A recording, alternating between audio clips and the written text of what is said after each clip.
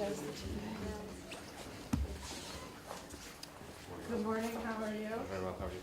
Good, thank you. Thank you very much. Thanks for being flexible on the time. Of course. We have a 9:30 and 10 o'clock. Sure, schedule. We can Sot do të përkrajnë tuaj të vazhdueshme, realisht jemi lumtur që jemi pasqyruar gjithmonë në mënyrë objektive, ashtu siç edhe jemi munduar se ta kemi rolin tonë përgjatë këtyre 10 viteve, të jemi sa më objektiv, të jemi të pavarur edhe në vendimarrje edhe në qëndrimet tona, të cilat i kemi ofruar para institucioneve vendit.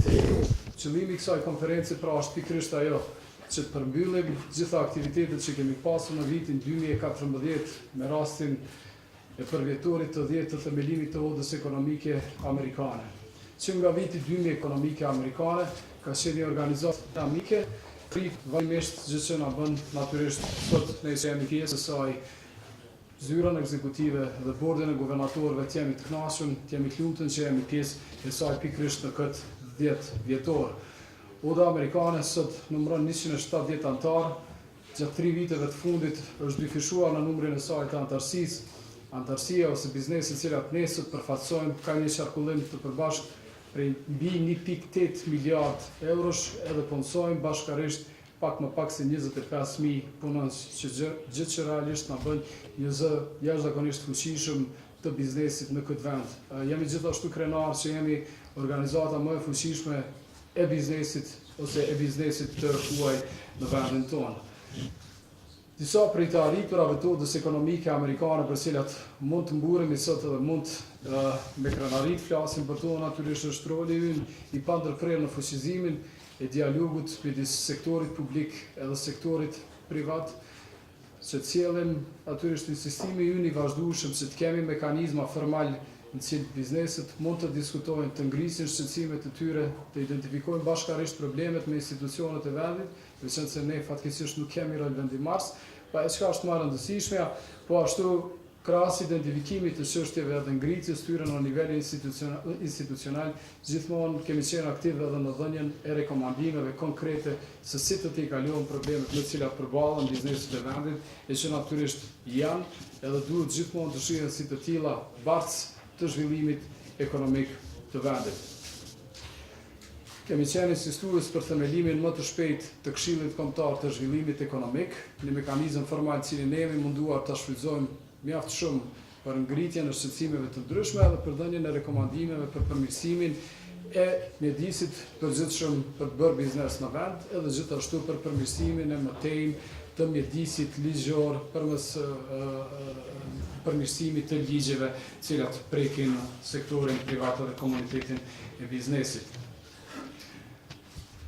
Diçka që po ashtu i kemi bërë viteve që nga themelimi, po pak me një intensitet më të madh viteve të fundit është edhe fuqizimi i mëtejmë i bashkëpunimit ndërrajonal, në rang të parë fuqizimi i bashkëpunimit midis odave ekonomike amerikane, por gjithashtu edhe sjellja e këtij bashkëpunimi në nivel më të lartë me institucionet shtetërore të vendeve të tjera. Realisht nuk shohim arsye pse duhet ketë pengesa në tregtinë ose në qarkullimin e mallrave edhe njerëzve midis vendeve të rajonit, nuk shohim shumë arsye pse duhet ketë konkurrencë të ashpër midis vendeve të ndryshme të rajonit, kur secila prej tyre realisht ofron sektor ose potenciale të ndryshme prej njëra tjetrës, dhe si tilla ato do duhet ta shihnin njëra tjetrën si sektor ose si ekonomi që plotësojnë nevojat e konsumatorëve dhe popullsive të tyre e jo si konkurrencë direkte.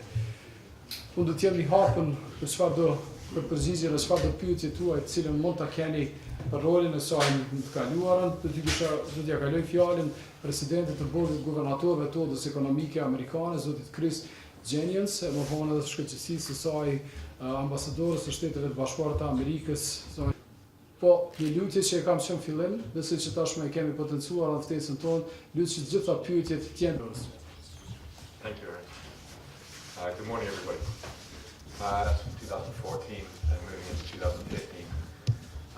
We're very much looking forward to obviously the formation of the new Kosovan government and working with them and being able to maintain and further strengthen our dialogue with both public and other private sector entities. obviously continue our very strong relationship with the Kosovo Chamber of Commerce and other business associations that represent private industry in Kosovo.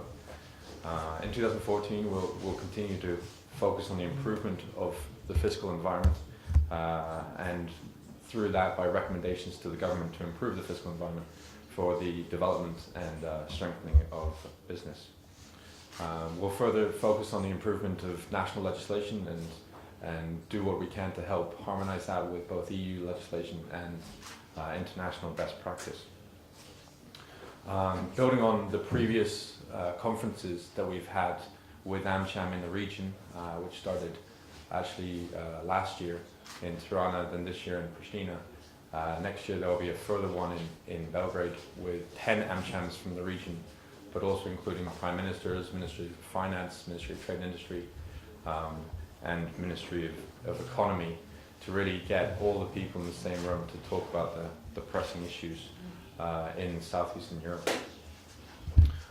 Using that platform as well, and as Ariane was just mentioning, we'll further try to build on joint advocacy platform between the AmChams in the region as a way to help cross-border trade in the region, but also help foreign institutions and foreign investment companies to see it as a region and not necessarily as individual countries. We'll also continue our trade missions. We've done trade missions every year to the US to do conferences there and coordination with businesses, one specifically in Iowa, where we help businesses in Kosovo and businesses in America get in touch with each other to provide opportunities there.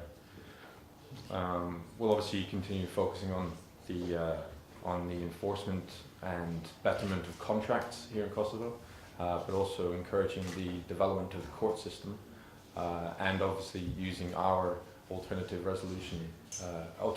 dispute resolution center as a way of providing certainty to businesses if they do come into disputes. We'll also be continuing to work with our committees. In AmCham we've set up committees to focus on very specific topics, human resources, talent, the economy, tax departments.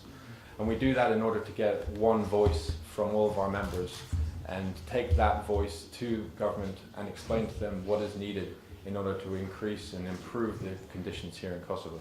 In the industry, and take that to university in order to help develop the talent needed here in Kosovo. Mbështetjen e vazhdueshme të organizatave dhe të institucioneve tjera të fuqishme që na kanë rastit falenderoj ambasadorën amerikane dhe ambasadën amerikane në Prishtinë për mbështetjen vazhdueshme amerikane në tërë Evropën. Jemi jashtëzakonisht lumtur se në Odë ka qeverisje e Joana që kremton vetëm 10 vjetorin në një së saj ambasadorës amerikane. What my colleagues have said, but just to say that we're very proud of our cooperation with the American Chamber of Commerce and very proud of their successes over the last 10 years, including the leading role they've played in the Interministerial Council on Economic Growth and the key role that they've played in setting up advisory councils that link business with the tax and the customs authorities. As Ariane mentioned, this is the AmCham that's grown the most in all of Europe, and I think that is a sign both of the dynamism and energy of the Board of Governors and the membership of AmCham, but also the sense that there are opportunities here. I think the work that the AmChams have done together to build up regional cooperation is very important. I was happy to be part of a conference here at the Swiss Diamond earlier this year that brought together chambers of commerces from around the region, not only to talk about joint lobbying and joint work with governments, but also connections between themselves and how to improve cross-border cooperation. Because as we know, these are small countries in the Western Balkans, and they'll be more attractive to business and to investors if they're seen as a one large market rather than several smaller discrete markets.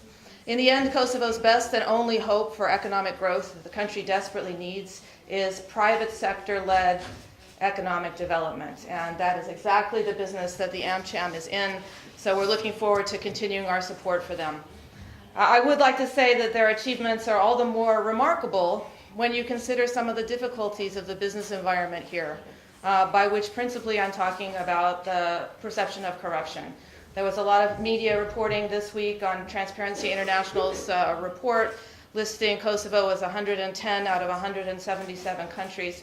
I fully support the statement that the American Chamber of Commerce has made about corruption, and I hope it will be a top priority for the new government and the new assembly when they are formed to really fight this problem, not only from the sense of corruption in public procurement or nepotism in jobs, which were mentioned in that Transparency International report, but also the societal environment. I refer to the Reinvest report from earlier this week that reported as many as 1 in 5 Kosovars have paid a bribe, and 40% of Kosovars are ready to pay a bribe.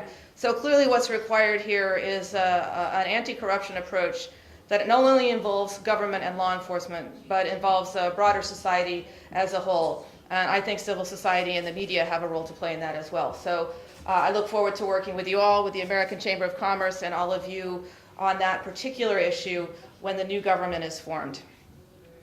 We will continue to support AmCham's leadership role, and we look forward to seeing all their successes in 2015.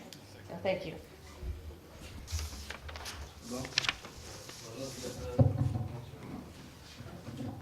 Ambasadore, ko që pendon më shumë zhvillimin e Kosovës? Korrupsioni apo i može përgjithësi në Ballkan?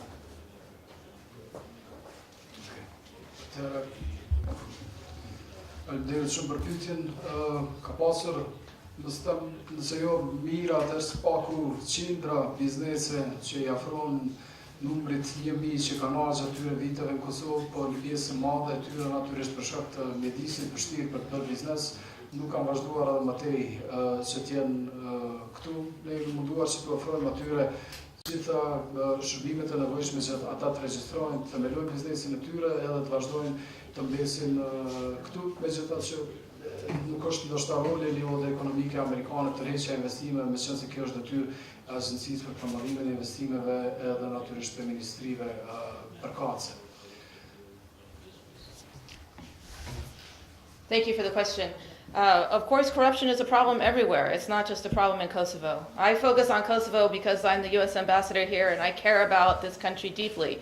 Having been here for 2 years, I feel really invested in the country's success, and I do see this as a problem here. Of course, it's a problem elsewhere in the Western Balkans, and I would even say the United States only came in 17th on the list, and I think at home we need to do better. But it's an issue that each and every individual needs to take responsibility for. I just want to say something. I'm coming from Serbian minority, so there is no translation on Serbian. I apologize because usually we do our translation arrangements based on the confirmations that we receive either from participants or from media in this case. So all we did is provide translation into English and Albanian. So sfidat kryesore gjatë këtyre 10 viteve besoj kanë qenë si të arrijmë që të kemi realisht një dialog sinqert me institucionet e vendit, meqense shumë shpesh shumë prej aktiviteteve, duhet ta them me sinqeritetin më plot, shumë prej aktiviteteve të cilat kemi organizuar, po që bashkë me institucionet e vendit, nga ana tyre nuk janë marrë me konsideratën më të plotë dhe si tilla ndoshta nuk i kanë shërbyer qëllimit pse ne kemi organizuar ato aktivitete, ose shumë prej qëndrimeve të cilat ne i kemi bërë publike vitet e para ndoshta nuk janë marrë parasysh për shkak të mungesës së të kuptuarit të rolit që sektori privat duhet ta ketë direkt, qoftë në përpilimin e legjislacionit, përmirësimin e tij ose për krijimin e kushteve më të mira për biznes. Jam i lumtur të thash edhe më herët që spaku viteve të fundit ky sinqeritet nga ana e institucioneve është ngritur në një nivel më të lartë dhe sot realisht ne hapet mundësia që jo vetëm të flasim, por disa prej rekomandimeve tona dhe të merren parasysh, një prej tyre ka qenë në fillim të këtij vitit rekomandimit që kemi thënë për krijimin e një paku fiskale për investimet në vend, jo vetëm për investimet e huaja, por edhe për investitorët vendor. Në mesin e kësaj pakove fiskale ose një element i rëndësishëm është edhe pushimi tatimor prej 3 deri në 7 vite, varësisht prej shkallës investimeve edhe prej numrit vendeve që do të krijohen nga ai investim i caktuar. Është fatkeqësi tjetër që mandej bllokada institucionale nuk ka mundësuar plotësim ndryshimin e ligjeve tatimore, të cilat do të jetësonin këtë rekomandim tonë.